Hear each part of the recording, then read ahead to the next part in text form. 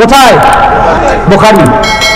আনাস ইবনে মালিক রাদিয়াল্লাহু আনহু হাদিস রওয়ায়াত করেছেন, আবু হুরায়রা রাদিয়াল্লাহু আনহু রওয়ায়াত করেছেন ভিন্ন ভিন্ন আলফাজে সহিহ।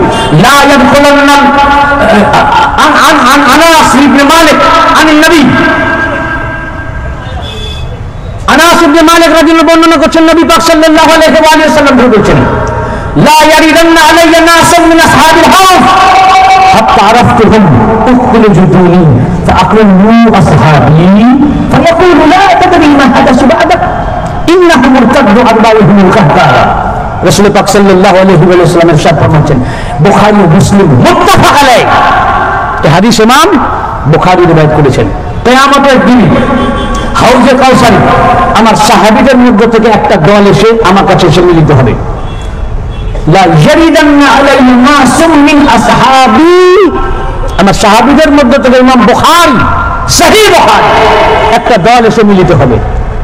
উখরুজু দুনি, আমি তাদেরকে ভালো করে চিনি ও জানি, দূরের নয়, দূরের নয়।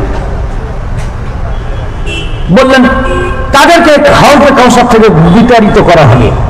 আবু হুরায়রা রাদিয়াল্লাহু আনহু পরের হাদিসে বলছে ইউহাল্লাউন, তাদেরকে আগুনের চাবুক দিয়ে চাপকে চাপকে দূর করা হবে।